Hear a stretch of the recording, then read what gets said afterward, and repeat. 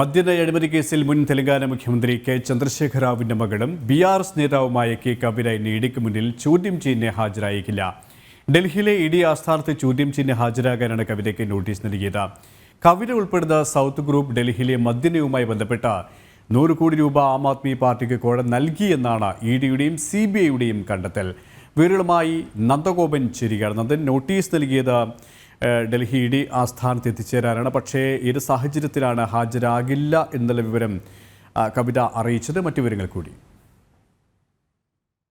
പക്ഷേ അരവിന്ദ് കെജ്രിവാൾ മുഖ്യമന്ത്രിയാകുന്നത് വരെ ഡൽഹിയിലെ മദ്യവിതരണം പൊതുമേഖല വഴിയായിരുന്നു. എന്നാൽ അത് സ്വകാര്യ മേഖലയ്ക്ക് നൽകി ഉത്തരവായി. അതിന് പിന്നിൽ വലിയ കോഴ ഇടപാട് നടന്നു എന്നുള്ളതാണ് ആരോപണങ്ങളും ആക്ഷേപങ്ങളും ഉണ്ടായിരുന്നത്. മാത്രമല്ല, ദക്ഷിണ ഭാരതത്തിലെ ചില കമ്പനികളാണ് ഇതിന് പിന്നിലെന്നും ഈ അഴിമതി പണം ആം ആദ്മി പാർട്ടി നേതാക്കൾ വീതം വെച്ചു എന്നുള്ള ആരോപണങ്ങളും അതിന്റെ ചില തെളിവുകളും ഒക്കെ ലഭിച്ചതിന്റെ അടിസ്ഥാനത്തിലാണ് ഇഡിയും അതേപോലെ തന്നെ CBI അടക്കം ഈ കേസ് രജിസ്റ്റർ ചെയ്ത അന്വേഷണവുമായി മുന്നോട്ട് പോകുന്നത്.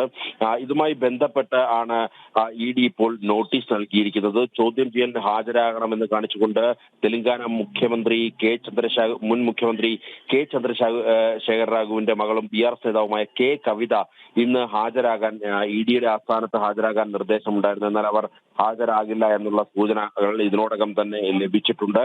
2023 മാർച്ചിലാണ് ഈ മദ്യനയ അഴിമതി കേസിൽ അവസാനമായി ഇഡിക്ക് മുന്നിൽ കവിത ചോദ്യം ചെയ്യലിന് ഹാജരായത്. സെപ്റ്റംബറിൽ വീണ്ടും ചോദ്യം ചെയ്യലിന് ഹാജരാകാൻ വേണ്ടി നോട്ടീസ് നൽകിയെങ്കിലും കവിത ഹാജരായില്ല.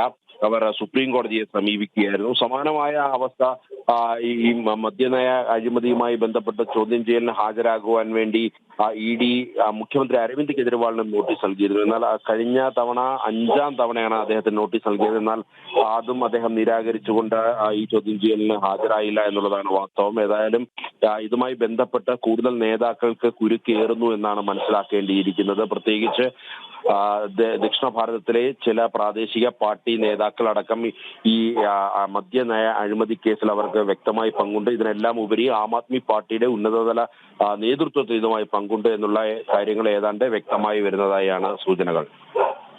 സുരേഷ്, ഡൽഹിയിൽ നിന്നും നന്ദനാണ് വിശദാംശങ്ങൾ നൽകിയത്.